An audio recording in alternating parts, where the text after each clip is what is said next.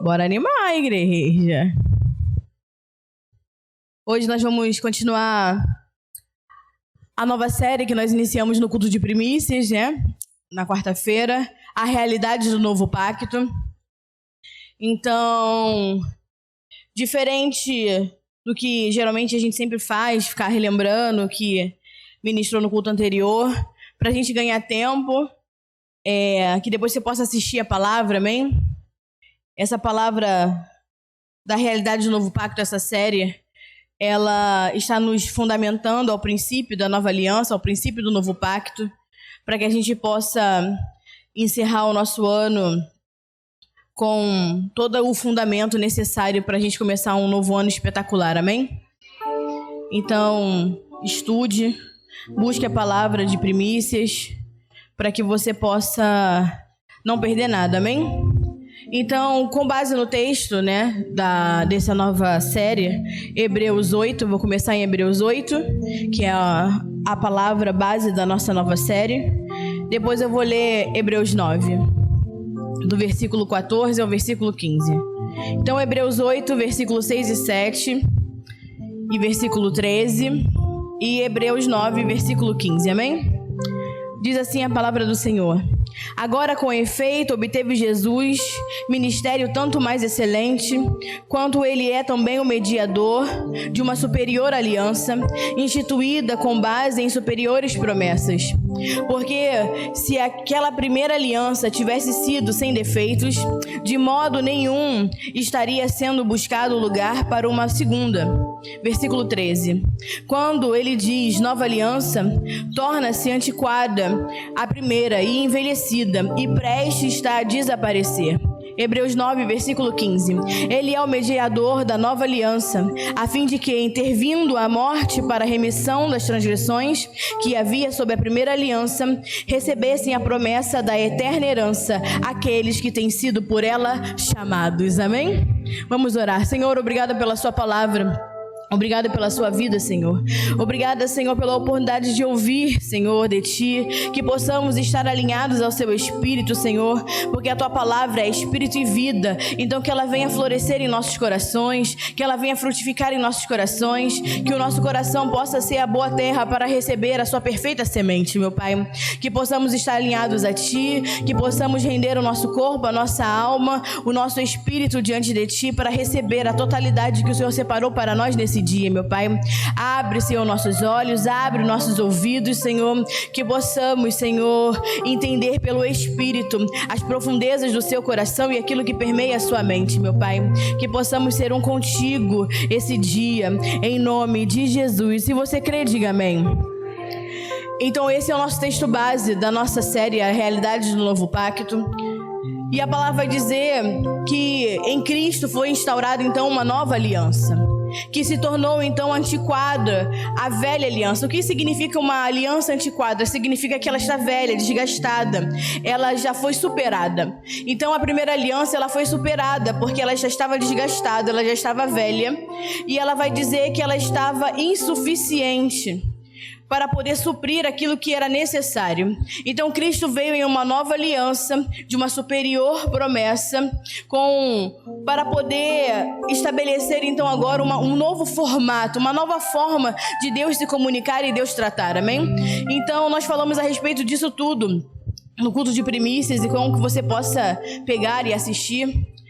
E eu creio que debaixo daquilo que Deus está falando conosco nesses dias, eu creio que serão dias de muita luz, amém?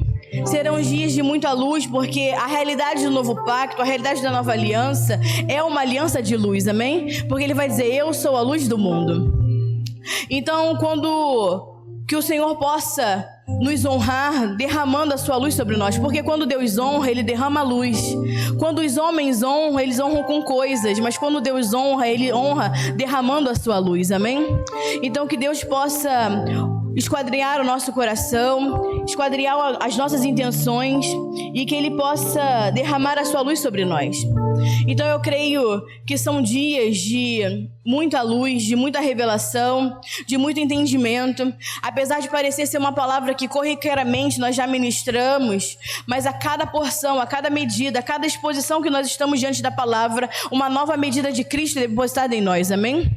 Cada vez somos expostos à palavra do Senhor, não é uma repetição, amém? É apenas o regar da palavra para que essa vida cresça em nós, para que a vida do Senhor venha crescer em nós. Então, apesar de recebermos uma informação que parece já rotineira para a igreja, mas Deus vai trazer clareza, amém? Detalhes, né, dentro da sua palavra. E quando a luz aumenta, há crescimento. Quando a luz aumenta, há florescer de Deus. Quando a luz aumenta, há frutificação.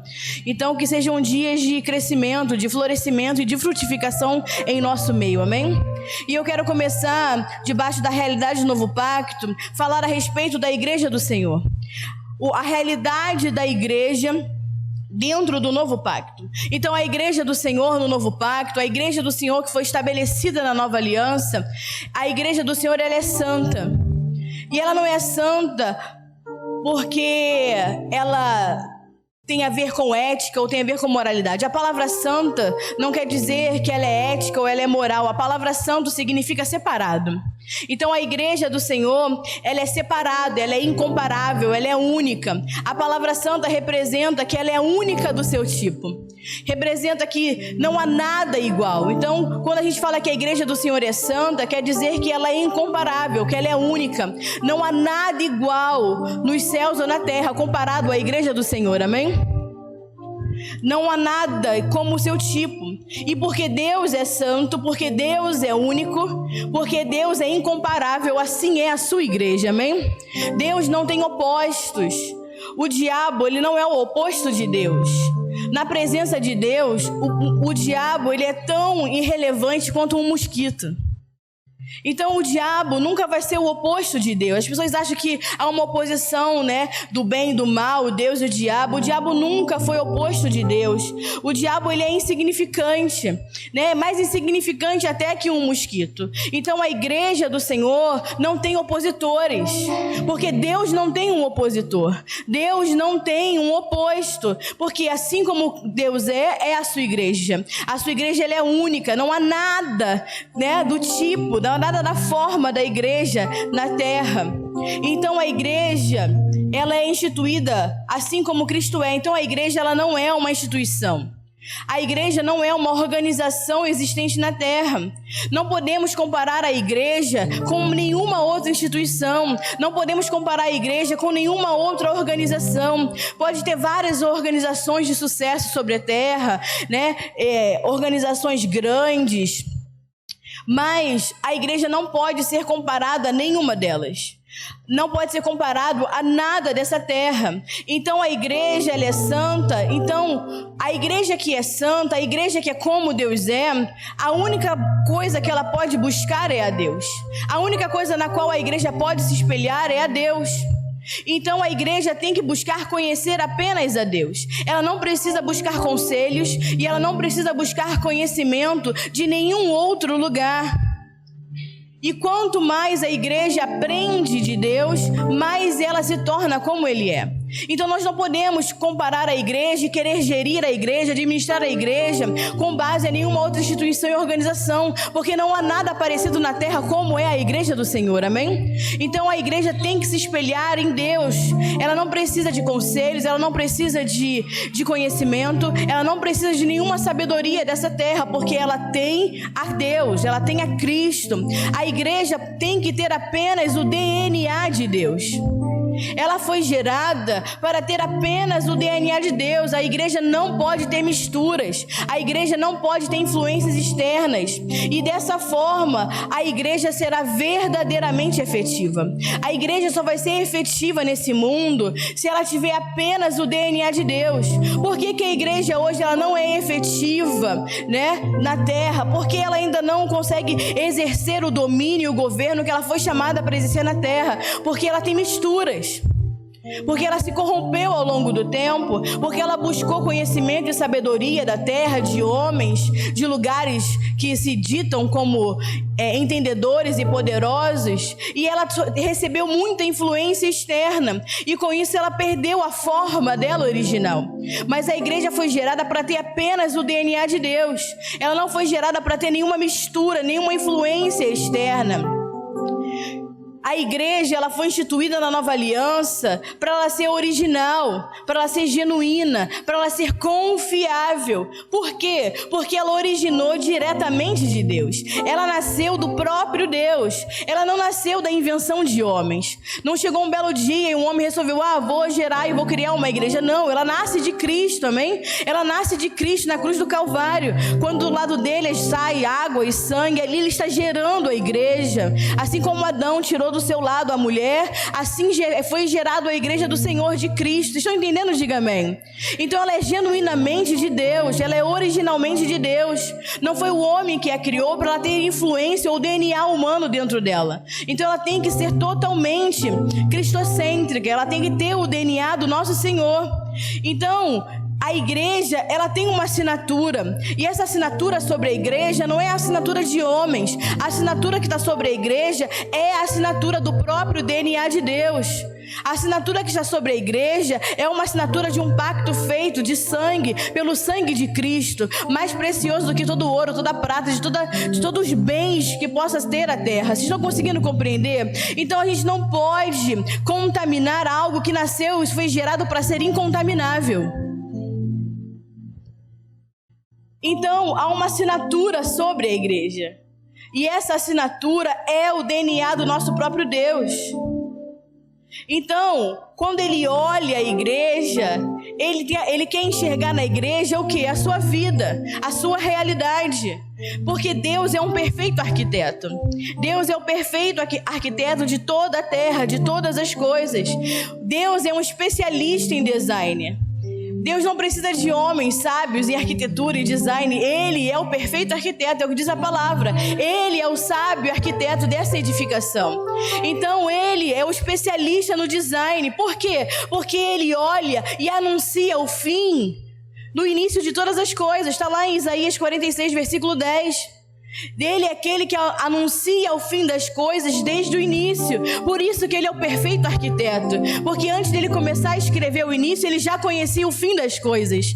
Então ele desenha em exatidão. Ele tomou forma de tudo em exatidão. Por quê? Porque ele é o Deus que escreve as coisas do início, porque ele já viu o fim de todas elas.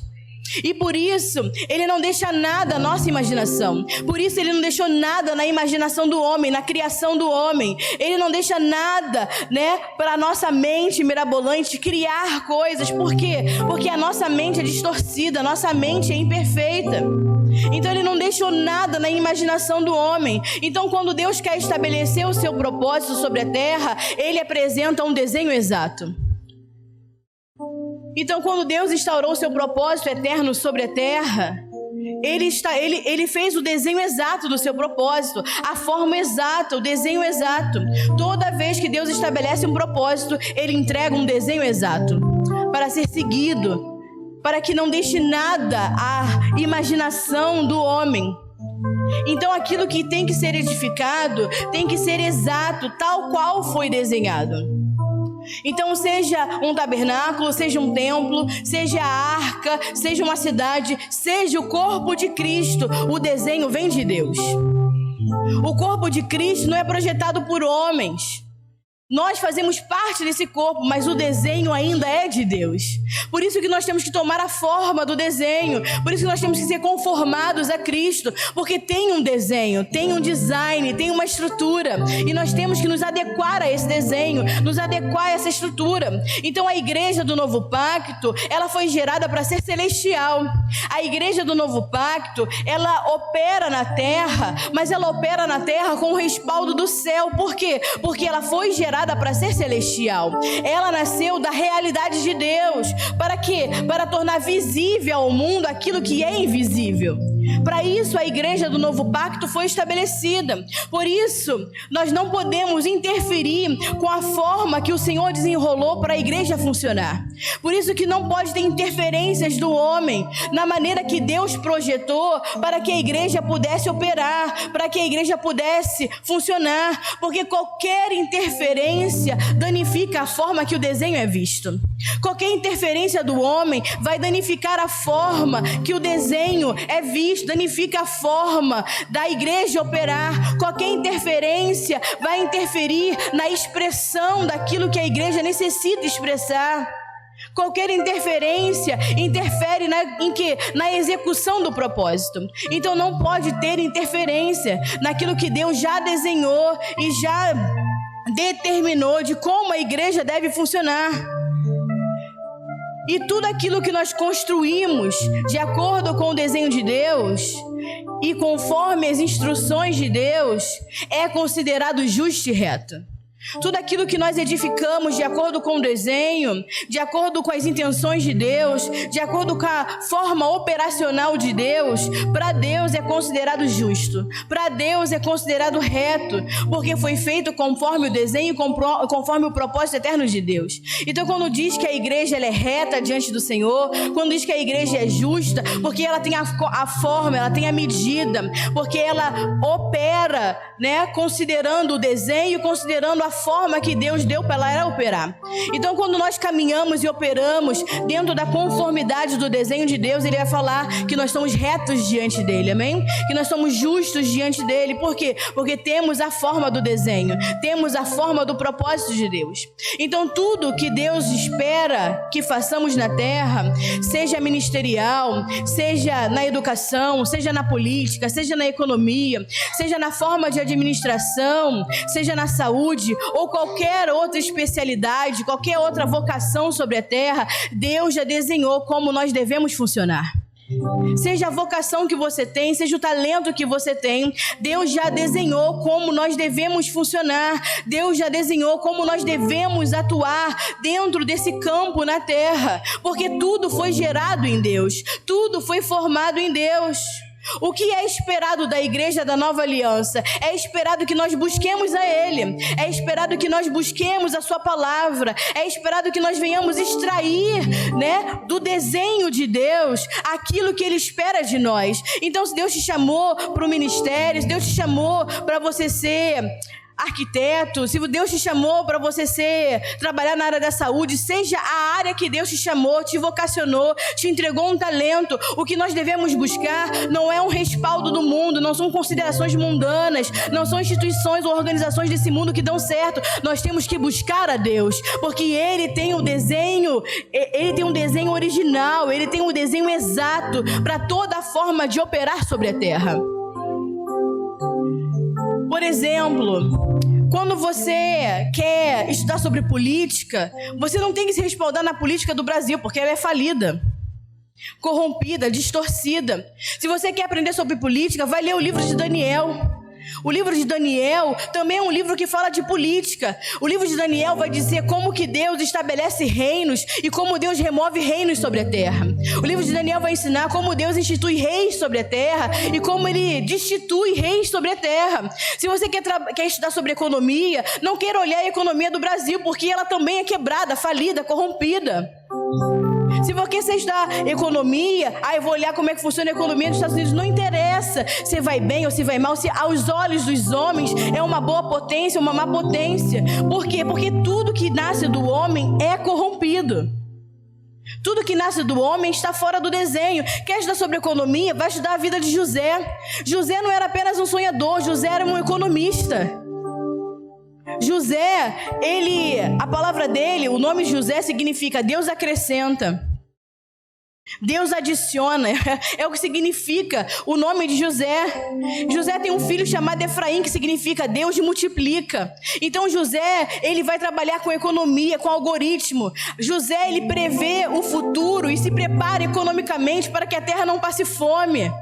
José era um economista sobre a terra. Nós não precisamos de parâmetros humanos, nós temos a Deus, nós temos a palavra, nós temos o desenho de Deus. Se você estudar o livro de Esdras, o livro de Salomão, você vai ver grandes homens, grandes edificadores, grandes construtores. Tudo o que nós precisamos saber sobre a vida está nas Escrituras. Tudo que nós precisamos saber para operar como igreja nessa terra está nas Escrituras. Então a nossa oração devia ser: Senhor, me ensine os seus caminhos, me faça enxergar o seu desenho, nos dê a sabedoria para edificar nessa terra, conforme a vocação que o Senhor me deu. Essa que tinha que ser a nossa oração. Buscar a revelação da palavra, entender na palavra, porque tudo está na palavra do Senhor. Então nós temos que edificar debaixo desse padrão exato de Deus, de acordo com a palavra de Deus, porque tudo aquilo que Deus cria, Ele sustenta pela sua palavra. Tudo aquilo que Deus determina sobre a terra, Ele sustenta pela sua palavra. E se Deus te chamou para algo, Ele vai te sustentar pela sua palavra. Então a palavra de Deus, que sustenta todas as coisas, ela cria todas as coisas. Então a igreja fora de Cristo, a igreja sem o respaldo de Cristo, sem o respaldo desse desenho original, ela não pode consertar as coisas, ela não pode dar jeito em nada, porque você não pode consertar a terra, você não pode consertar os problemas do mundo com qualquer outra coisa que não seja a própria palavra, porque foi pela palavra que foi construída todas as coisas, foi pela palavra que tudo foi criado, pela palavra tudo foi criado por Deus. Então nós não podemos usar outro material para poder consertar aquilo que foi criado pela palavra. É a mesma coisa de eu querer consertar, sei lá, eu tenho uma haste de ferro que está torcida e quebrou, eu não posso soldar um ferro com plástico. Eu conserto o ferro, eu vou soldar o ferro e quando eu vou esquentar aquele ferro, o ferro derrete, ele gruda nele mesmo para poder edificar. Eu não posso passar um band-aid, eu não posso passar um esparadrapo para consertar um ferro. Por quê? Pode dar um jeitinho na hora, mas depois vai rachar de novo, vai vazar de novo. Vocês estão conseguindo entender? Diga amém. Eu preciso ter a substância original dentro daquilo que foi criado para poder consertar. Então entenda, somente a palavra tem o poder de consertar a terra. Somente pela palavra nós temos o poder de restaurar a terra ao desenho original. Somente pela palavra nós temos o material da criação, a substância, para poder consertar aquilo que foi danificado pelo homem. Porque o homem, ele quebrou esse ambiente. O homem danificou esse ambiente, esse sistema. E todo o período do tempo foi contaminado pela desobediência do homem. Todo o período do tempo, toda a construção do tempo foi contaminada, foi corrompido pela desobediência do homem. Foi corrompido pela desfuncionalidade do homem. Então Jesus vai dizer assim: eu sou o caminho, eu sou a verdade, eu sou a vida. Não tem outro caminho, não tem outra forma. Ele vai falar: eu sou o verbo encarnado, eu sou a palavra encarnada, eu sou o modo operante de Deus para funcionar dessa terra. Então se você quer funcionar dessa terra, o nosso modelo é Cristo. Se você quer consertar algo, reconciliar algo, é através de Cristo, porque Jesus é o desenho perfeito de Deus. Cristo é o modelo perfeito de Deus. Então nós temos que olhar para Cristo, porque Ele é suficiente para tudo e todas as coisas. Nós não podemos buscar colocar outro remendo. Por quê? Porque se a roupa é nova, eu não posso botar remendo velho. Tem que ser original, amém? Tem que ter a substância original, tem que ter a natureza original. Então Cristo veio para restaurar a ordem de tudo, porque Ele é a substância de Deus. Ele é a substância original de Deus. Então somente Ele, a palavra perfeita, o verbo encarnado, pode dar jeito nesse mundo, pode dar jeito na minha vida, na sua vida, porque Ele é a substância original de Deus. Então Jesus vem nos ensinar a como trazer os céus para a terra, como trazer a realidade, a substância do céu para a terra. É Ele que vem nos ensinar a nos relacionar com Deus, a como trazer Deus até nós. Então o Cristo, que é o Cordeiro, que é o leão, Ele vai nos ensinar a ser cordeiro como Ele é cordeiro. Ele vai nos ensinar a nos relacionar com Deus como cordeiros, amém? Como filhos. E como leão e como rei, Jesus vem nos ensinar a possuir a terra e governar. Então a substância de Cristo está em nós, a substância do Cordeiro, que nos ensina a nos relacionar com Deus como filhos, que nos ensina a nos relacionar diante do mundo, porque a palavra vai dizer que como ovelhas mudas somos levados ao matadouro todos os dias. Mas como leão, ele também vai nos ensinar a possuir essa terra, a governar essa terra. Então, como ovelhas, nós somos levados ao matadouro todos os dias diante dos lobos. Mas nós não somos apenas ovelhas mudas levadas ao matadouro. Nós também somos como o leão da tribo de Judá. Nós possuiremos não só o céu, nós possuiremos a terra. Como Davi, como Cristo, nós não seremos corrompidos por esse mundo. Assim como ele, seremos generosos, seremos participantes de toda a riqueza de Deus. Mas a riqueza dessa terra não irá nos corromper, assim como não corrompeu a Davi, assim como não corrompeu a Cristo, também não pode nos corromper. Por quê? Porque se nós nascemos em Cristo, se estamos em Cristo, se a igreja é estabelecida no novo pacto, pelo poder da palavra que a sustenta, que é Cristo Jesus, nós não podemos nos corromper com nada dessa terra. Nós somos chamados para governar sobre todas as coisas e não ser governado por elas. Então, a unção dessa estação sobre a igreja é: se estamos em Cristo, o que Ele é, nós também somos. Se estamos em Cristo, assim como Ele é, nós também somos nesse mundo. É a palavra que está lá em 1 João 4,17. Se verdadeiramente estamos em Cristo, assim como Ele é, nós também somos nesse mundo. Então a igreja é gerada, a igreja é estabelecida no novo pacto. Não é uma instituição religiosa. Alguém pode ligar o ventilador para mim aqui, por favor? A igreja do Senhor, ela não é uma instituição religiosa. A igreja nunca deveria funcionar da forma que ela tem funcionado ao longo de todos os séculos. A igreja foi gerada e a igreja foi estabelecida no novo pacto para ser a nova raça humana. A igreja não é uma instituição religiosa. A igreja é a nova raça humana. É a nova raça que Deus estabeleceu nele. Então a igreja, ela não é institucional, ela não é religiosa. A igreja é vida. A igreja são homens e mulheres estabelecidos em Cristo, em uma nova raça, aonde foi reunido nessa raça toda a tribo, toda a língua, todo o povo, toda a nação, todos aqueles que creem e confessam Cristo como Senhor da sua vida. Então entenda, a igreja não foi instaurada para funcionar e operar conforme as instituições dessa terra. A igreja é a raça estabelecida por Deus. Por quê, pastora? Porque só há duas raças sobre a terra. Não há uma pluralidade de raças. Isso houve pela corrupção do homem. Deus instaurou uma raça, uma nação. Tudo nele. Então, só há dois tipos de raça na terra.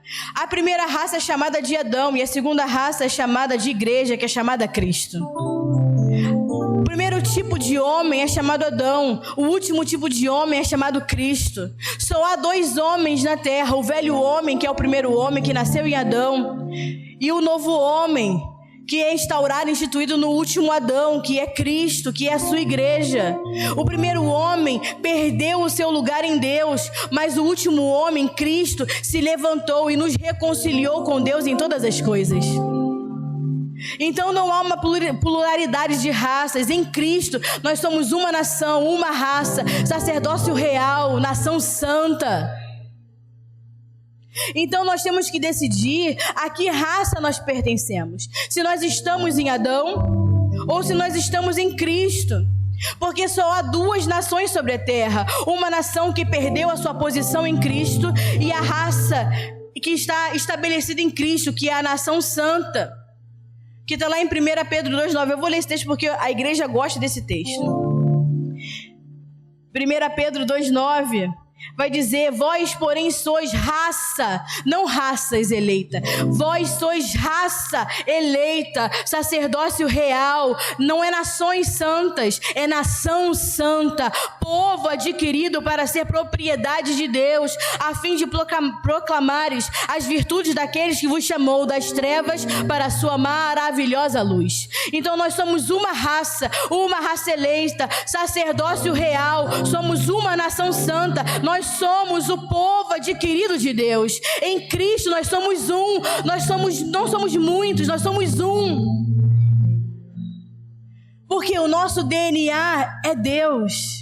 O nosso DNA, o que corre em nós é o sangue de Cristo. Nele, no novo pacto, na nova aliança, foi estabelecida uma nova raça. Então a igreja não é uma instituição religiosa. A igreja é a raça eleita, o sacerdócio real, a nação santa de Deus. Então nós temos que decidir a que raça pertencemos. Se você vai passar a sua vida vivendo como Adão, ou se você vai se posicionar para viver como Cristo nessa terra. A igreja que nasceu em Cristo, que por Ele foi gerada, que por Ele foi estabelecida, a igreja que por Ele é edificada, ela não é dessa terra, ela é do alto. Ela vem do alto.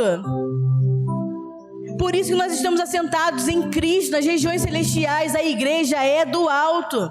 Nós somos do alto. Por isso que Colossenses 3 vai dizer: olhe para o alto, porque de lá nós viemos. Esse é o nosso formato, essa é a nossa origem, esse é o nosso desenho. Nós somos do alto. Nós não somos mais em Cristo nascidos na carne e do sangue. Em Cristo nós nascemos da água e do Espírito. No novo nascimento, e quem passou ontem pelo batismo entende, nós não nascemos mais em Cristo da carne e do sangue. O nosso novo nascimento vai dizer que nós agora nascemos da água e do Espírito. Nós nascemos em Cristo em uma nova vida. E nós nascemos agora da água e do Espírito porque nós somos a nova criação de Deus. Nós somos a nova raça de Deus, a igreja do novo pacto, a igreja da nova aliança. Então, como nova criação, nós fomos colocados aqui para representar a Cristo. Como nova criação, nós estamos nessa terra para representar a Cristo, para representar a vontade de Deus na terra. Nós estamos aqui para representar a vontade de Deus, para dar a conhecer a vontade de Deus, para estabelecer a vontade de Deus. Nós somos os filhos de Deus, nós somos a família de Deus, nós somos agora os descendentes de Deus. E é por isso que agora nós não podemos ser definidos pela nossa carne. Nós não podemos ser mais definidos pelo nosso status econômico. Nós não podemos ser definidos pelo nosso status social. Nós não podemos mais ser definidos pela nossa educação. Nós somos definidos pela relação que nós temos com o Pai. Como igreja agora, nós não podemos ser definidos por raça, por credo, por nada, porque não há mais uma raça, não há mais credos, há uma só raça, um só credo, uma só fé, uma só aliança, uma só doutrina, uma só vida. E nós somos definidos agora pela relação que nós temos com o nosso Pai. Então esse mundo agora não pode mais nos definir. Quem nos define é o Pai. E o mais próximo que você pode se chegar a Deus é se tornando filho dele. O mais próximo que você pode estar de Deus é se tornando um filho de Deus. Porque quando você confessa a Cristo, você não se torna um cristão. Quando você confessa a Cristo, você não recebe uma religião. A Bíblia não diz isso. Quando você confessa a Cristo, você se torna filho de Deus. Então Deus não nos chamou para ser cristãos. Deus nos chama para sermos filhos. Deus nos chama de filhos e nós os chamamos de Pai. Nós entramos em uma nova família, uma nova vida, em um outro nível de relacionamento. E como filhos de Deus agora, nós somos responsáveis. Assim como Jesus declarou: agora o meu negócio são os negócios do Pai. Agora a minha preocupação é cuidar dos negócios do Pai. Eu não vim fazer a minha vontade, eu vim cuidar dos negócios do meu Pai. Então a igreja que nasceu nessa nova vida, que agora nasceu da água e do Espírito, que é a nova criação, que é o representante de Cristo e da vontade de Deus na terra, agora nós somos responsáveis pelos negócios do Pai. Nós temos uma responsabilidade sobre toda a terra. E qual é a responsabilidade da igreja do novo pacto? Restaurar a responsabilidade dada ao homem na origem. Restaurar a responsabilidade do homem dado lá no início, que é frutificar, multiplicar e encher a terra e exercer governo sobre ela. Não mudou. A ideia original é essa. E a igreja está aqui para restaurar e estabelecer o desenho original de Deus. Então ela tem a responsabilidade de frutificar, a igreja tem a responsabilidade de multiplicar, a igreja tem a responsabilidade de encher a terra de Cristo. Não é encher a terra de baboseira, das nossas vontades, das nossas edificações, das nossas coisas. É encher a terra de Cristo e exercer governo sobre ela. Até que o reino de Deus possa possuir toda a terra. Até que o reino de Deus possua toda a terra. Então agora, como igreja, como uma igreja madura, como filhos maduros e responsáveis, que nós ministramos a diferença, né, no culto de primícias. Então agora, como filhos maduros, como uma igreja responsável, porque, como nós falamos, Deus não entrega a responsabilidade na mão de meninos. Deus não entrega a responsabilidade do seu reino na mão de filhos imaturos, de uma igreja imatura. Nós temos que ser especialistas na vida do Filho de Deus. Agora, como uma igreja madura, responsável, nós temos que ser especialistas na vida do Filho de Deus, na vida daquele que criou e sustenta todas as coisas pela sua palavra. Porque muita coisa que nós vemos na Bíblia, muita coisa que nós lemos no Antigo Pacto, foram respostas temporais para essa terra. Mas agora, como igreja estabelecida em um novo pacto, nós temos respostas eternas.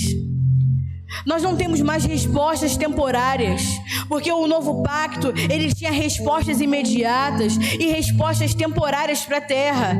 Mas na cruz, pela obra da cruz, por aquilo que Cristo fez como obra na cruz do Calvário, estabelecendo a nova aliança, firmando nele uma nova aliança, nós temos agora uma resposta eterna para o mundo. Nós temos agora uma resposta eterna para os homens.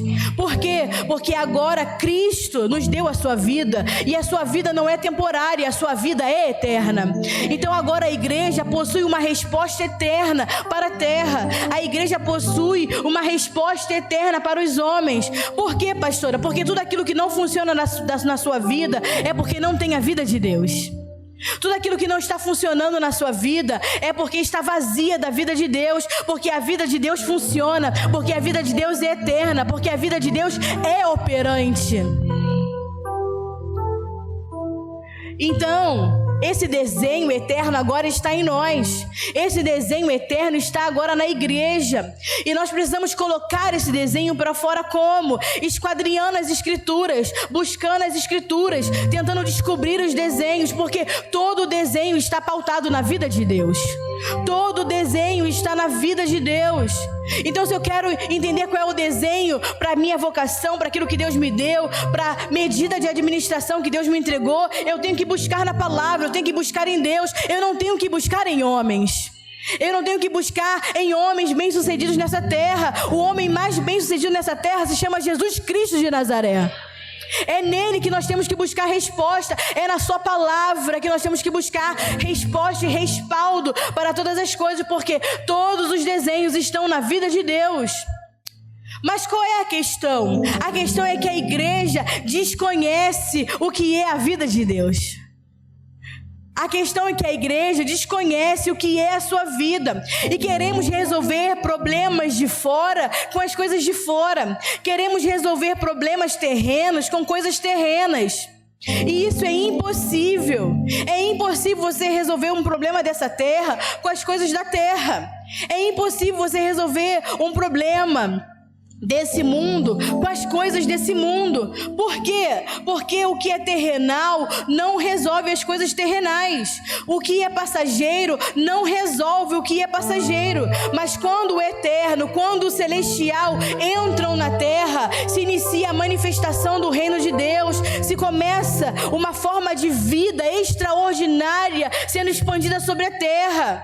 Nos é aberto um novo e um vivo caminho para que sejamos participantes agora da sua realidade. Então a única coisa que pode restaurar e responder a um problema terrenal é a vida celestial de Deus, é a vida eterna de Deus. E essa vida foi aberta para nós, para sermos participantes dessa vida, não somente no perdão dos pecados, isso é muito pouco. Nós fomos restaurados nessa vida, chamados para ser participantes dessa vida. Para quê? Para poder compartilhar da sua natureza, para poder compartilhar da sua vida. Por quê? Porque é a natureza de Deus em nós que nos faz fugir da corrupção desse mundo. É a natureza de Deus em nós, é a natureza de Deus dentro da igreja que faz a igreja fugir da corrupção desse mundo. Nós não fugimos da corrupção desse mundo para alcançar a sua vida, porque nós mesmos não temos força para isso. Nós jamais poderíamos abandonar por decisão própria a nossa vida para alcançar a vida de Deus, mas é por causa da sua vida em nós, é porque Ele nos amou, porque Ele nos chamou, porque Ele nos trouxe para perto, porque Ele colocou em nós a sua vida, que nós podemos então agora renunciar a toda a corrupção da terra. Então é a sua vida em nós. Então não fomos nós que fugimos da corrupção e buscamos a vida de Deus. Foi a vida de Deus que nos buscou, que nos encontrou. E essa vida faz com que agora eu consiga fugir de toda a corrupção desse mundo. É essa vida agora que nos faz renunciar a toda a corrupção, a toda a má formação dessa terra. Porque quando nós contemplamos e experimentamos a vida de Deus, nada daquilo que é corruptível vai nos governar outra vez. Quando você verdadeiramente experimenta a vida de Deus, quando você verdadeiramente está fundamentado nessa nova aliança, no entendimento dessa vida, nada mais do que é corruptível, nada mais do que é dessa terra pode te governar uma outra vez. Nada daquilo que é mais mundano pode te governar uma outra vez. Por quê? Porque a sua vida é incorruptível. A vida de Deus é incorruptível. E a vida de Deus não dá espaço para corrupção. Então, se você verdadeiramente experimenta a vida de Deus, está posicionado na vida de Deus, está crescendo na vida de Deus, não tem como você continuar sendo governado pelas coisas dessa terra. Não tem como você continuar sendo governado pelas coisas corruptíveis desse mundo. Por quê? Porque a natureza desse mundo não é compatível com a natureza de Deus. Quando a natureza de Deus entra e começa a tomar forma, a outra, a velha natureza, tem que sair. Porque não é compatível. Deus não aceita mistura no seu corpo. Então, a sua vida é incorruptível. A sua vida ela é incomparável. Não há nada que pareça com a vida de Deus. Nada que possa corromper a vida de Deus. Então, se você ainda não é governado pela vida de Deus, se ainda tem coisas dessa terra que te corrompem, é porque você não cresceu na vida de Deus. É porque a vida de Deus, ela ainda não foi, ela não floresceu, ela não cresce ainda dentro de você. Por quê? Porque a vida de Deus é incomparável, é incorruptível. Nada pode corromper essa vida. Mas se você ainda é corrompido pelas propostas desse mundo, é porque você não tem essa vida crescendo dentro de você. Então essa vida não pode nos corromper. Essa vida não pode aceitar nada que é corruptível. Quem tem essa vida, nada que é exterior pode mais corromper a nossa vida, pode deturpar a nossa vida. Por quê? Porque nós recebemos essa vida. E não basta receber essa vida, você tem que conhecer essa vida. Não basta apenas receber essa vida, você tem que conhecer essa vida. Porque se você recebe a vida, mas não a conhece, você não sabe o que fazer com ela. É a mesma coisa, se você recebe conhecimento, mas não tem vida, não serve para nada, porque conhecimento sem vida não serve para nada, é totalmente inútil. Mas se você recebe a vida e não tem conhecimento dela, você não sabe como operar nessa vida, você não vai saber como funcionar nessa vida. Então não basta receber a vida, você tem que conhecê-la. Tem que conhecê-la para poder exercer essa vida de forma apropriada, de forma responsável, com a responsabilidade pela qual Deus chamou a sua igreja. Então nós temos que conhecer esse tesouro escondido que foi depositado dentro de nós, amém? Nós temos que conhecer, não basta dizer que você tem um tesouro escondido, você tem que conhecer esse tesouro. E infelizmente a igreja, ela tem se corrompido, os evangélicos têm se corrompido, e isso tem roubado o testemunho de Cristo. Infelizmente a igreja ao longo dos séculos, né, desde o momento que passou-se a primeira geração da formação da igreja, do primeiro século, segundo século, a igreja do terceiro século por quarto século, ela já estava totalmente infiltrada, contaminada, e assim ela continua progredindo na sua deteriorização. Ela continua deteriorando, ela continua se corrompendo, por conta da mistura, por conta das influências externas, por conta das comparações com a igreja, com esse mundo, ou com aquilo que dá certo nesse mundo. E a igreja do Senhor não se trata disso. Então a igreja, os evangélicos, eles têm se corrompido. Isso tem roubado a glória de Deus, isso tem roubado o testemunho de Cristo, isso tem roubado o testemunho de quem Deus é. E nós temos vivido uma grande apostasia dentro da igreja, um grande esfriamento dentro da igreja. E isso não é obra do diabo, isso é obra da ignorância da igreja acerca da vida do Filho de Deus. A apostasia, o esfriamento do homem, o esfriamento do amor, isso não é obra do diabo dentro da igreja. Isso é a ignorância da igreja, porque não conhece a vida de Deus. Porque apesar de ter recebido ela, não a conhece. Porque apesar de pela graça e sem mérito algum ter recebido a vida de Deus, não se preocupou em conhecê-la, não se esforçou em conhecê-la. Porque à medida que nós conhecemos a vida de Deus, à medida que nós entendemos a vida de Deus, nós renunciamos toda a corrupção.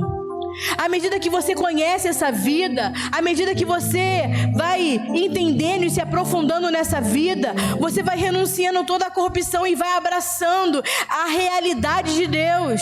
Porque a igreja do Senhor é a realidade de Deus na terra. A igreja estabelecida no Senhor, ela é a realidade de Deus na terra.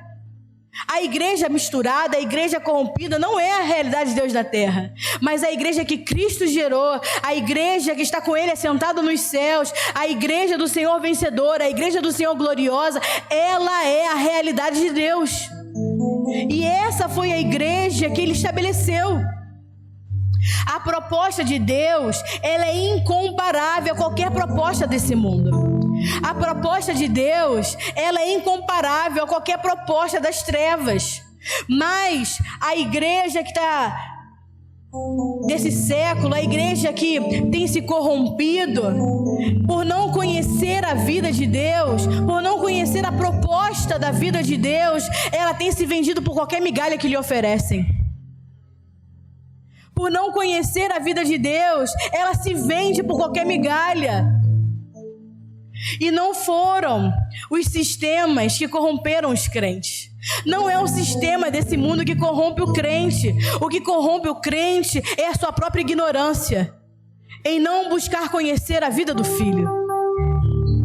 Então, não é o sistema que corrompe a igreja. Então esse discurso de não se mete com política, porque a política vai te corromper. Não se mete com economia, porque o dinheiro vai te corromper. Não se mete em querer tentar ganhar dinheiro. Não se mete em tentar entrar na política. Não se mete em entrar naquele lugar ali, porque naquele lugar ali é um monte de gente corrompida. Isso é mentira. Não é a política que vai te corromper, não é o dinheiro que vai te corromper, é a sua falta de conhecimento que te corrompe, é a sua ignorância que te corrompe. Porque esse discurso de, não, a igreja não pode se misturar com política, a igreja não pode se misturar com as coisas, né? Com certas profissões, com certos lugares, a igreja não pode ganhar dinheiro, o crente não pode ser próspero. Isso é discurso de gente escrava que quer escravizar pessoas. Isso é um discurso de escravos que geram escravos nessa terra. E por isso que a igreja não é livre, por isso que a igreja é escravizada. Mas nós não nascemos da escrava, nós nascemos da liberdade, nós nascemos em Cristo. Nós não somos filhos da escrava, nós somos filhos da livre. Mas esse discurso escravizado escravizou a igreja ao longo dos anos e falou que a igreja não pode se meter naquele lugar, a igreja não pode ser isso, a igreja não pode se meter com o dinheiro porque o dinheiro corrompe. O que corrompe é a falta de vida de Deus dentro de você, porque a vida de Deus é incorruptível. E se a igreja fosse cheia da vida de Deus, ela poderia pisar em qualquer lugar e nada a corromperia. Então não é a política, não é o presidente, não é o economista, não é nada dessa terra que pode corromper a igreja. A única coisa que pode corromper a igreja é a sua ignorância e não buscar a vida de Deus. O único que pode se corromper é o que não contém a vida do Filho. O único que pode se corromper é o que não contém a vida do Filho. O único que pode se corromper é o que não conhece a vida do Filho de Deus. E entenda uma coisa: conter essa vida e conhecer essa vida é diferente de ter recebido ela. Porque como filhos, e você só se tornou filho de Deus porque você recebeu essa vida eterna, amém? Mas receber essa vida é pela graça. Receber essa vida, a graça te fez alcançar e receber essa vida. Você não fez nada por merecer e não tem que fazer nada por merecer, porque foi Cristo que fez a obra da cruz por nós, amém? Sem merecermos, pecadores. Então, receber essa vida é diferente de conter essa vida e conhecer essa vida. Porque eu recebi essa vida pela graça, mas para eu conter essa vida, para eu conhecer essa vida, eu tenho que me esforçar para crescer nela. Eu tenho que me posicionar, eu tenho que desejar essa vida, eu tenho que abrir mão das coisas corruptíveis dessa terra, eu tenho que renunciar às coisas dessa terra, eu tenho que renunciar o meu eu, para que essa vida cresça em mim. Então, tem muita gente que recebeu essa vida e se tornou filho, mas como nós falamos, não se tornou um filho maduro, não se tornou responsável por essa vida, porque não conteve essa vida, não conhece essa vida, não busca crescer nessa vida. A igreja se contentou em receber a vida pela graça, mas nunca se esforçou em se aprofundar nela. E é por isso que ela se corrompe, porque a única coisa que pode corromper é quem não contém a vida de Deus. O único que se corrompe é quem não contém essa vida, é quem não conhece essa vida. Então nós precisamos recuperar o valor da investigação, temos que recuperar o valor da busca, temos que recuperar o valor da determinação, do comprometimento em conhecer essa vida. A igreja tem que recuperar esse valor de investigar, de buscar, de se comprometer em conhecer cada dia mais a vida de Deus de uma forma mais profunda. Nós nunca podemos cair na acomodação e achar que já conhecemos o suficiente, porque nós podemos gastar 120 anos, que é a prospecção de vida que nós temos nessa terra, e ainda assim não conheceremos 1% da vida de Deus, porque essa vida é eterna. Essa vida, ela flui, essa vida vai sempre se renovando. Você não conheceu a palavra e acabou. Ai, a igreja só fala de Cristo, já conheço de Cristo. Não, você não conhece essa vida, porque se você conhecesse plenamente dessa vida, você não estava vivendo a vida que você vive até hoje. Você não estaria na posição que você está hoje. Então nós temos que sempre buscar a conhecer e conhecê-lo cada dia mais. Porque a primeira coisa que mostra que você não conhece essa vida é a sua acomodação. A sua acomodação é a denúncia que você não conheceu nada dessa vida ainda. Porque quando você conhece a vida de Deus e você tem a experiência dessa vida, você começa a entender que quanto mais você conhece, você entende que você não conhecia nada. Quanto mais você busca, você vê que precisa buscar cada vez mais, que tem muito mais.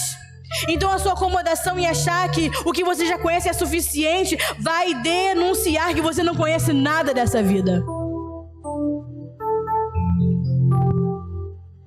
João 17, versículo 3 vai dizer assim: e a vida eterna é esta, que te conheçam a ti, o único Deus verdadeiro, e é Jesus Cristo a quem enviaste. Está dizendo, a vida eterna é esta. Qual? Que te conheçam a ti, o único Deus verdadeiro, e é Jesus Cristo a quem enviaste. Está dizendo assim, e a vida eterna é esta, que recebam a ti?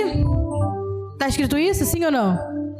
A vida eterna é esta, que vocês recebam a Deus e me recebam? Está escrito, a vida eterna é essa, que vocês conheçam a Deus e me conheçam.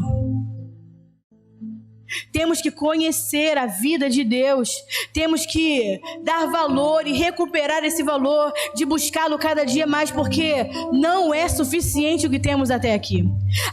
Vamos fazer 5 anos de igreja, já ouvimos tudo que nós pudemos acerca da palavra. Não, ainda não é suficiente. E através da obra da cruz, através do novo pacto, nos foi dado o direito de conhecer essa vida. Mas nós não conhecemos ela por inteiro.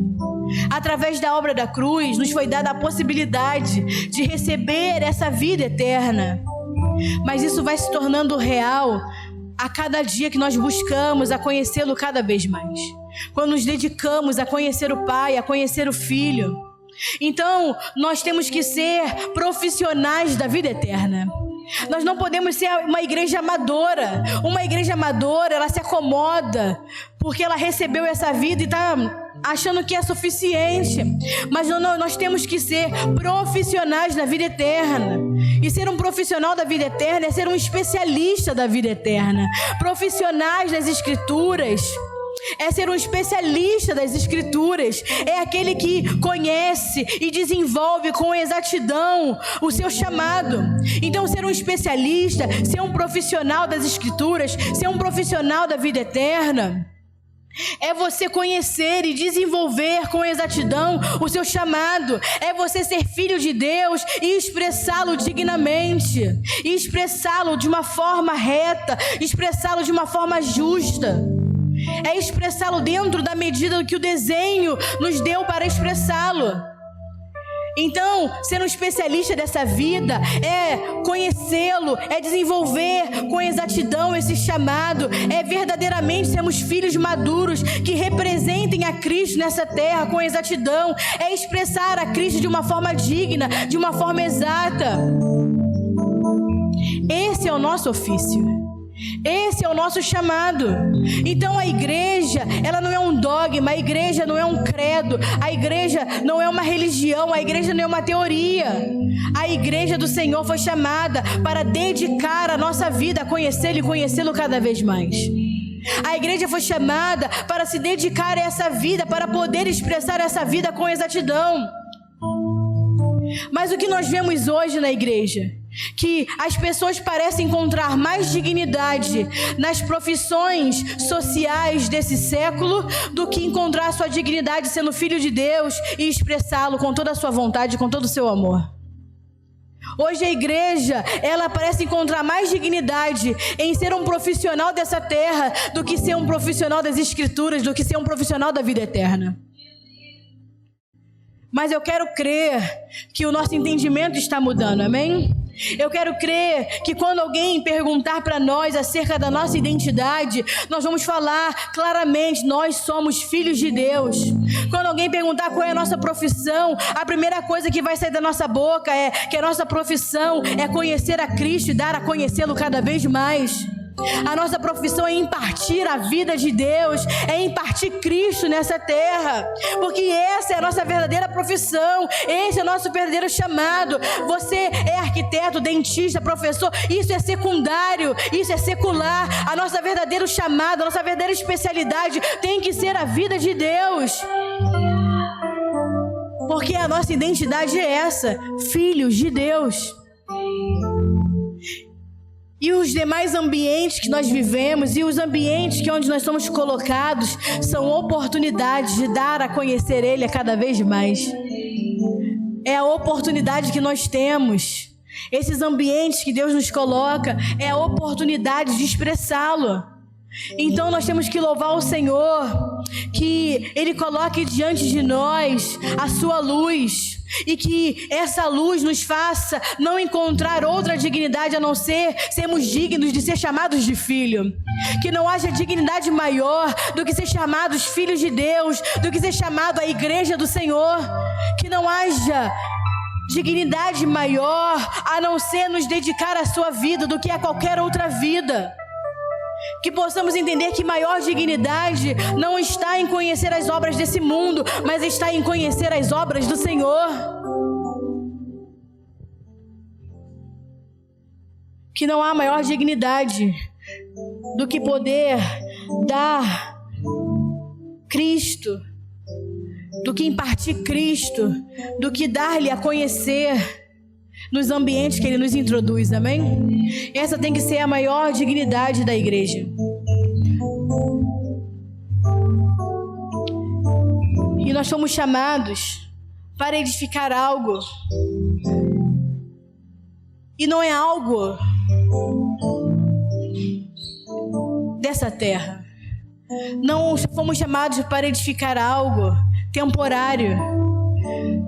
Nós fomos chamados para edificar algo eterno. Porque todas as pessoas, elas sempre edificam algo. Toda pessoa edifica alguma coisa na sua vida.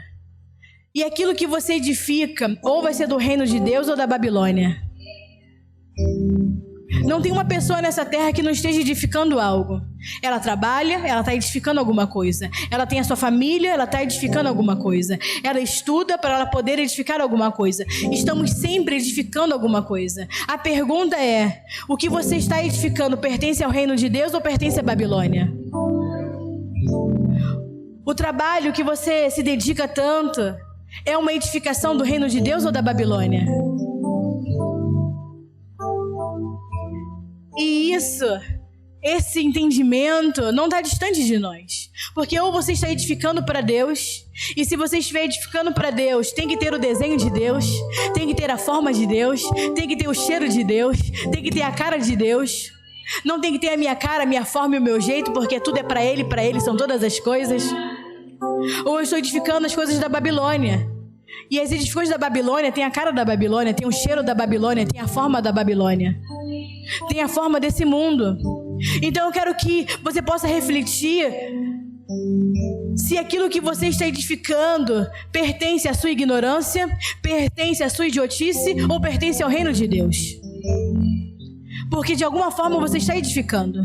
Ou você está edificando pela sua ignorância, ou você está edificando pela sua idiotice, ou você está edificando pelo Espírito Santo de Deus. Por onde está caminhando a sua edificação? Todas as pessoas podem edificar, ou pela ignorância, ou pela idiotice, ou pelo Espírito Santo. Mas eu quero declarar que a igreja do Senhor, aquilo que nós estamos edificando, é inspirado pelo Espírito Santo de Deus. Nós decidimos reconhecer o Espírito Santo de Deus como nosso mestre. Decidimos reconhecer o Espírito Santo com aquele que nos governa, que nos direciona, com aquele que vai nos guiar para poder expandir o reino nessa terra. Então tudo aquilo que nós formamos, edificamos, tudo aquilo que nós expressamos tem que ter a ver com o reino de Deus, tem que ter a forma do reino, tem que ter o formato de Cristo nessa terra. Nós escolhemos abandonar a nossa idiotice, a nossa ignorância, para edificar pelo Espírito, para edificar aquilo que é eterno, para edificar aquilo que é verdadeiro, para edificar aquilo que realmente tem vida, para edificar aquilo que não é apenas temporário, mas é eterno. E isso só a obra do Espírito Santo em nós, e isso só através da vida de Deus em nós. Então, como nós falamos semana passada, nós temos que entender que o Espírito Santo está aqui, não é para nos tornar carismáticos, para orar em línguas, rodopiar, e você pode fazer isso tudo, pode ter experiências com o Espírito Santo, mas o Espírito Santo está aqui para nos guiar a toda a obra de Deus, para cumprir a vontade do Pai. Ele está aqui como consolador, não para nos consolar das nossas lamúrias, mas a palavra consolador que eu falei significa um ajudador legal, um advogado de Deus. O Espírito Santo está em nós para podermos testemunhar de Cristo nessa terra, porque o homem sem o Espírito não testemunha de Cristo, a não ser de si mesmo. Mas um homem cheio do Espírito Santo de Deus não testemunha de si, apenas de Cristo. O homem que dá testemunho de si é vazio da vida de Deus, é vazio de Cristo. Mas o Espírito Santo de Deus em nós não nos faz testemunhar de nós, nos faz testemunhar de Cristo onde nós formos. Então, nós estamos aqui como colaboradores de Deus, como filhos de Deus, e os verdadeiros filhos creem que tudo aquilo que é estabelecido em Deus e feito por Deus é maior do que essa terra, é maior do que ideologias, é maior do que a política desse mundo, é maior do que qualquer corrupção. A vida formada em nós, ela não é corruptível. A vida de Deus é maior do que tudo. E quando essa vida entra no homem, ela e o homem se tornam maioria. Por que a igreja do Senhor é imparável? Porque ela tem a vida de Deus. Porque a igreja do Senhor, ela não é achada igual nessa terra, ela é única porque ela tem a vida de Deus. Porque uma igreja sem vida, ela é igual a qualquer outra construção da Babilônia nessa terra. A igreja sem a vida de Deus, ela se torna como qualquer outra edificação babilônica. Então o Espírito Santo em nós, o Espírito Santo que foi derramado sobre a igreja da nova aliança, do novo pacto, ela em nós produz esperança. O Espírito Santo em nós produz amor. O Espírito Santo em nós produz fé. Então nós não estamos debilitados, a igreja não está debilitada, a igreja verdadeira do Senhor, ela não está enfraquecida. A igreja do novo pacto, ela é fortalecida pela vida que ela porta. A igreja do Senhor, ela é fortalecida pelo Espírito que a conduz. Então, não tomem isso como uma palavra de apenas um culto. Creiam para a vida de vocês. A vida do Senhor é governamental. Essa vida é uma vida de governo. Não é uma vida que você está sendo ministrada por um culto para você. A palavra do culto de hoje foi essa. Não. É uma palavra para te governar. A nova aliança, o novo pacto e aquilo que dele é revelado, a sua realidade veio para nos governar. A vida de Deus vem para nos governar. O Espírito Santo vem para nos governar. A vontade de Deus é para nos governar. Nós temos que ser governados pela vontade do Pai. Então, esse pensamento tem que nos governar. Por quê? Porque o reino de Deus está ganhando.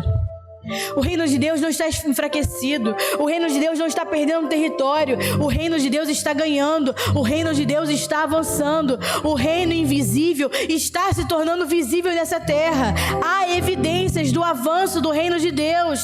O reino de Deus é uma realidade. E a nossa vida dedicada a fazer a vontade do Pai é a manifestação dessa realidade. A nossa vida dedicada em fazer a vontade do Pai é o testemunho do avanço do reino nessa terra. Então o reino está avançando, o reino está crescendo, o reino é uma realidade. A nossa vida dedicada a Cristo e é a realidade do avanço do reino nessa terra. Quanto mais nos dedicamos a viver a realidade e a vida de Deus, mais o reino de Deus avança, mais a vida de Deus avança. E eu vou encerrar nesse último texto. Não vou encerrar agora, mas esse é o último texto. Em Gálatas 6, porque eu ainda tenho 10 minutos. E em 10 minutos eu posso falar bastante coisa. Gálatas 6, versículo 14 ao 16. Vai dizer assim. Gálatas 6, 14 ao 16. Mas longe esteja de mim gloriar-me, senão na cruz do nosso Senhor Jesus Cristo, pela qual o mundo está crucificado para mim e eu para o mundo. Pois nem a circuncisão e nem coisa alguma, nem a incircuncisão, mas o ser nova criatura é a todos quantos andarem de conformidade com esta criação, paz e misericórdia sejam sobre eles e sobre o Israel de Deus. Nem a circuncisão é coisa alguma, e nem a incircuncisão, mas aquilo que é alguma coisa é ser nova criação de Deus. em Filipenses 3, Paulo, ele começa a falar de muitas coisas. E uma das coisas que Paulo começa a se gloriar é de ter considerado toda a sua vida perda. Ao longo da sua história, ao longo daquilo que Paulo representava como mestre das Escrituras, então Paulo, ele não era um homem qualquer. Paulo, ele tinha uma história. Paulo, ele tinha uma família bem representada. Paulo, ele representava ele era um representante de como mestre das Escrituras. E Paulo vai considerar glória o quê? Falar que tudo isso que ele conquistou e aquilo que ele era lixo. E não lixo porque significa lixo, igual lixo você joga na lixeira, mas ele considerou tudo lixo porque quando ele mediu tudo que ele era, tudo que ele representava e tudo que ele vivia, quando ele mediu tudo isso com Cristo, quando ele mediu todas as suas conquistas, todos os seus status, quando ele compara tudo e mede isso com Cristo, ele entendeu que tudo isso era nada. Tudo que ele tinha era nada. Então quando ele pega o seu status, a sua posição, o seu conhecimento e ele mede aquilo com Cristo, ele coloca aquilo para medir numa balança com Cristo, ele vê que tudo aquilo que ele edificou, tudo aquilo que ele construiu, tudo aquilo que ele era, ficaram como nada diante de Deus. Ficaram como nada diante de Cristo. E a única vontade de Paulo agora era ser o quê? Ser achado em Cristo. Por quê? Porque ele havia descoberto que a glória de um homem está onde o Pai quer que nós estejamos. Paulo descobriu que a glória do homem não está em posições, não está em status, não está em coisas, não está no seu conhecimento. A glória de um homem está aonde o Pai quer que ele esteja. E o Pai quer que nós estejamos no seu Filho. O Pai quer que nós estejamos estabelecidos no Filho. Porque Cristo é o novo pacto. Porque Cristo é a nova aliança. Vocês estão conseguindo entender? Então o Pai quer que nós estejamos no Filho. E por isso que Ele nos trasladou do império das trevas para o reino do seu Filho amado. Por quê? Porque esse é o lugar onde o Pai encontra prazer em nós. Qual é o lugar que Deus encontra prazer em nós? Quando Ele nos acha no seu Filho. Quando Ele nos enxerga no seu Filho. E Paulo disse isso, e ele nos ensinou que por haver experimentado a obra da cruz e entendido a obra da cruz, ele entendeu que todo o poder e sabedoria desse mundo é lixo quando medido a Cristo. Quando colocado diante de Deus, isso tudo é nada, porque a verdadeira sabedoria e o verdadeiro poder estão em Deus. A verdadeira sabedoria, a inteligência do homem, ela só é alguma coisa quando ela está fundamentada em Cristo. A verdadeira sabedoria do homem, ela está consumada dentro desse propósito eterno que a igreja deve manifestar.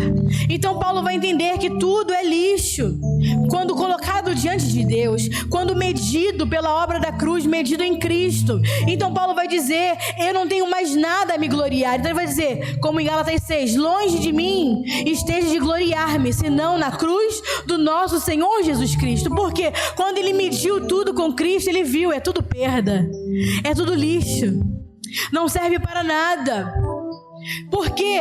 Porque nada mais eu tenho que me gloriar. E o que ele vai dizer? Paulo quer dizer, eu já não encontro glória em nada. Não tem glória nos status, não tem glória no reconhecimento de homens, não tem glória no conhecimento dessa terra, não tem glória nas posições sociais. A minha única glória foi o que passou na cruz do Calvário. A minha única glória está em Cristo. A minha única glória está na obra consumada em Cristo, na cruz do Calvário. Essa é a minha glória, a vitória da cruz. Essa é a glória do homem, a vitória consumada em Cristo na cruz do Calvário. Esse é o amor de Deus expressado na cruz. Aí está a glória de Deus. Então a cruz, ela põe um ponto final nas coisas vãs. A nova aliança, o novo pacto instaurado pela obra de Cristo na cruz, põe um ponto final nas coisas inúteis. Põe um ponto final nas coisas vãs. Porque já não há glória nas coisas vãs, já não há glória nas coisas desta terra, já não há glória nas coisas dos homens, só há glória em Cristo. E não somente nos gloriamos na cruz, mas A glória da cruz faz mudar a nossa perspectiva. A glória da cruz faz mudar o nosso pensamento. A glória da cruz faz mudar a nossa maneira de ver o mundo. Já não vemos da forma que nós víamos antes. A glória, Paulo vai falar que eu só tenho que me gloriar agora, né, na cruz, senão na cruz do Senhor Jesus Cristo. Por quê? Porque na cruz ele entendeu que ele estava crucificado para o mundo e o mundo para ele. A glória está nessa obra, porque essa obra me faz enxergar que o mundo não tem mais influência sobre a minha vida. Então só há glória da cruz de Cristo sobre nós se verdadeiramente você entender que o mundo não pode mais corromper a sua vida. Se o mundo não tem mais parte na sua vida, porque ele vai dizer pela qual o mundo está crucificado para mim e eu para o mundo. Nós só conseguimos verdadeiramente enxergar a glória da cruz e viver pela glória da cruz quando verdadeiramente nós podemos declarar e viver: o mundo para mim está crucificado e eu estou crucificado para o mundo. Então nós entendemos que a única glória está naqueles que verdadeiramente passaram pela cruz. Porque a palavra vai dizer que nós não recebemos mais o espírito desse mundo. Nós agora recebemos o espírito que provém de Deus, para que saibamos aquilo que Deus nos concedeu. A glória está em entender que nós não vivemos mais pelo espírito desse mundo, mas nós recebemos um outro espírito, que é o espírito da vida, o espírito de Deus, para que a gente possa entender aquilo que Deus nos deu. Então aqueles que podem se gloriar na cruz são aqueles que entendem que hoje o mundo não tem mais influência sobre eles, que o mundo não pode mais corrompê-los, que o mundo não pode influenciar as suas decisões, que o mundo não pode mais influenciar as suas escolhas, que o mundo já não influencia a nossa vida. Portanto, o mundo não influencia os nossos desejos, não influencia o desejo dos nossos olhos, não influencia os desejos da nossa carne, não influencia sobre a soberba da nossa vida, porque esse mundo já não nos governa mais. Só a glória na nova aliança, porque podemos declarar, se quando estamos verdadeiramente pautados na realidade da nova aliança, o mundo não tem mais influência sobre nós. Essa vida não tem mais influência sobre nós, porque sabemos que o mundo passa, os seus desejos passam, mas aquele que faz a vontade de Deus permanece para sempre. Aqueles que entenderam que por ter o precioso tesouro dentro de nós, aqueles que encontraram a vida eterna, aqueles que têm a vida pelo qual o mundo perdeu o seu poder, o mundo perdeu a sua beleza, o mundo perdeu o seu valor, o mundo perdeu a sua influência. Então quando nós olhamos o mundo, nós não olhamos mais o mundo desejando o mundo. O desejo que nós temos quando olhamos o mundo é transformar o mundo pela vida de Deus, é transformar o mundo pela essa vida, é poder declarar: estou eu crucificado para o mundo e o mundo para mim. Essa é a igreja estabelecida na realidade do novo pacto. Ela não vive mais para o mundo e o mundo não tem influência sobre ela. E eu vou encerrar e nós continuamos, né? Não vou dizer que continuamos semana que vem, porque semana que vem é o aniversário da igreja, amém? Então semana que vem o pastor Saí vai ministrar sobre nós muitas palavras para a glória do Senhor. Nós vamos ministrar a palavra sobre a igreja, né? Do ano da igreja, daquilo que Deus está preparando para nós nesse novo ciclo, nesse novo ano, amém? Mas depois do aniversário da igreja, nós vamos continuar caminhando em cima dessa série da realidade do novo pacto. E eu quero terminar com um pensamento.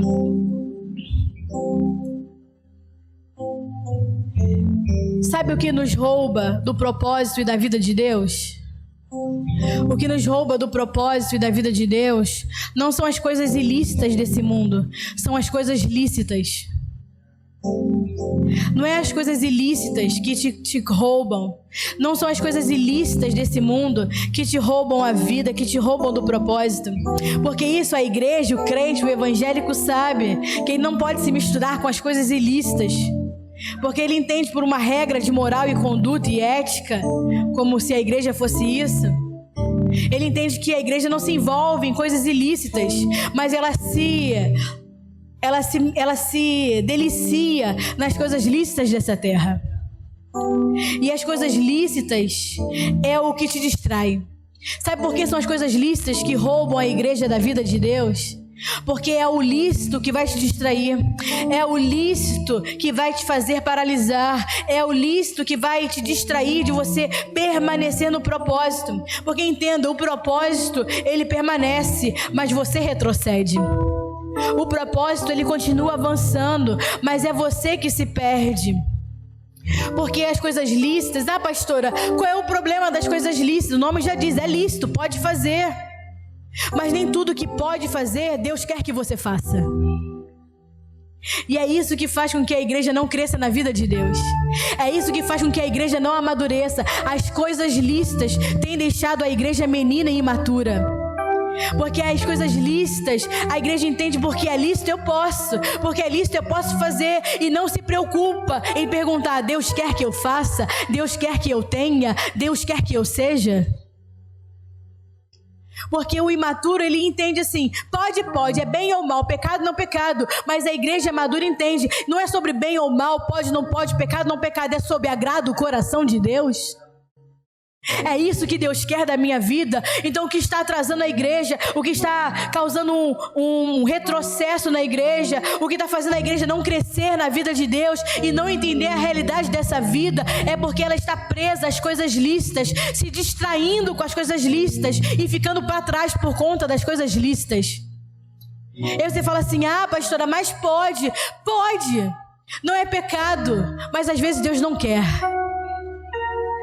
Não é porque pode, não é porque não é pecado, não é porque você não vai ferir a imagem de Deus, porque não é pecado, não é porque você não vai ferir o testemunho de Deus, porque não há nada de errado que a igreja possa fazer. Porque não é mais sobre pode ou não pode, é sobre Deus quer ou não quer, agrada ou não agrada, faz parte do propósito ou não, está dentro da vontade de Deus ou não. Essas são as perguntas que uma igreja madura, que cresce na vida de Deus, que entendeu o que é ser a igreja do novo pacto, que entendeu o que é estar vivendo a nova aliança.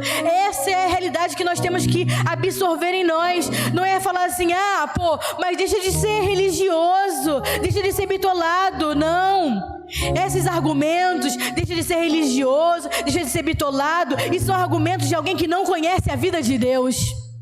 Porque quem tem profundidade com a vida de Deus entende que não é sobre poder ou não poder, é sobre agrada ou não agrada, é sobre estar dentro da vontade ou não, é sobre Deus quer ou não, é sobre isso vai acrescentar algo ou não. Porque pode ser lícito, mas Deus não quer que faça. Pode ser lícito, mas Ele entendeu que essa coisa lícita que Ele fala não para você é o que te vai fazer crescer e amadurecer na vida dele. Mas quem não tem profundidade com Deus nunca vai entender o nível de renúncia que Ele exige daquele que Ele chama. Quem não tem profundidade com Deus não entende o nível de renúncia que Ele exige para aqueles que Ele tem algo para derramar. Então as pessoas acham, isso é bobeira, isso é religiosidade, isso é coisa que a igreja está impondo. Não, a igreja não impõe nada, quem impõe é Deus, porque Ele ordena, Ele manda. Então que a gente possa guardar esse pensamento hoje. O que te rouba do propósito é lícito. Porque pela moral e pela ética a igreja já não anda nos caminhos daquilo que é ilícito. Mas tem muita coisa lícita que Deus não quer mais que você faça, que Deus não quer que você viva. Não porque é certo ou errado, ou pode ou não pode, é porque Ele entende e Ele está entendendo que é necessário renunciar para alcançar níveis de profundidade diferentes. Fique de pé, igreja, que eu vou orar.